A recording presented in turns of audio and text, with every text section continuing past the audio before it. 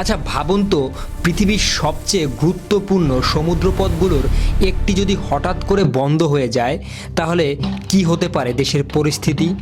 মাত্র কয়েক কিলোমিটারের এক সরু জলপথ, কিন্তু এই পথ দিয়ে প্রতিদিন বিশ্বের বিশাল অংশের তেল আর গ্যাস চলাচল করে। এই পথের নামই হচ্ছে হরমুজ প্রণালী।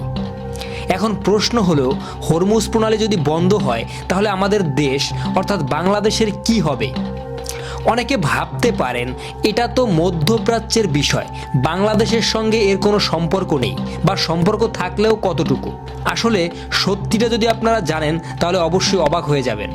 প্রভাব এতটাই পড়তে পারে যা আপনার রান্নাঘর থেকে শুরু করে বিদ্যুৎ বিল, বাসা ভাড়া, পণ্যের দাম, এমনকি দেশের অর্থনীতিকেও কাঁপিয়ে দিতে পারে। হ্যাঁ, হরমুজ প্রণালী বন্ধ হলে বাংলাদেশ সরাসরি যুদ্ধক্ষেত্র না থেকেও ভয়াবহ অর্থনৈতিক চাপের মুখে পড়ে যেতে পারে। কারণ বিশ্বের মোট তেলের একটি বড় অংশ এবং তরলকৃত প্রাকৃতিক গ্যাসেরও বড় একটি অংশ এই হরমুজ পথ দিয়েই কিন্তু যায়। আর বাংলাদেশ জ্বালানির জন্য এখনও বড় মাত্রার আমদানি নির্ভরশীল।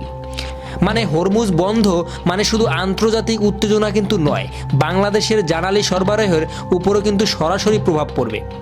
প্রথম ধাক্কাটা আসবে জ্বালানির দামে, অর্থাৎ বিশ্ববাজারে তেলের দাম বেড়ে যাবে দ্বিগুণের থেকেও দ্বিগুণ।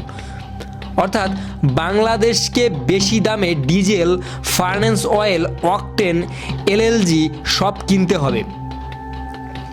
আর যখন আমদানির খরচ বাড়বে তখন তার প্রভাব পড়বে কিন্তু পুরো অর্থনীতিতে। বিদ্যুৎ উৎপাদনের খরচটাও কিন্তু বেড়ে যাবে, গ্যাস ভিত্তিক শিল্পে চাপ বাড়বে, পরিবহন খরচ বাড়বে, ফলে বাজারে নিত্যপণ্যের দাম দ্রুত বাড়তে থাকবে। অর্থাৎ হরমুজ প্রণালীতে যেই সংকট দেখা দিতে পারে তা ঢাকার বাজারে পেঁয়াজ, চাল, ডাল, সবজির দাম পর্যন্ত বাড়তে পারে। কারণ শুধু জ্বালানি নয়, জ্বালানির সঙ্গে কিন্তু জড়িয়ে আছে পরিবহন, উৎপাদন, সাপ্লাই চেইন সব কিছু। দ্বিতীয় বড় একটি আঘাত আসতে পারে বিদ্যুৎ খাতে। অর্থাৎ বাংলাদেশের বিদ্যুৎ উৎপাদনের একটি অংশ এখন আমদানি করা জ্বালানির উপর নির্ভরশীল। যদি এলএনজি আমদানিতে সমস্যা হয় বা দাম হঠাৎ কয়েক গুণ বেড়ে যায়, তাহলে কিন্তু গ্যাস চালিত বিদ্যুৎ কেন্দ্র চালানো কঠিন হয়ে পড়বে বাংলাদেশে। তার মানে কি বুঝতে পারছেন আপনি? অর্থাৎ লোডশেডিং বাড়তে পারে, শিল্প কারখানায় উৎপাদন কমে যেতে পারে, রপ্তানিমুখী খাত বিশেষ করে তৈরি পোশাক শিল্প যা বৃদ্ধির চাপ পড়তে পারে।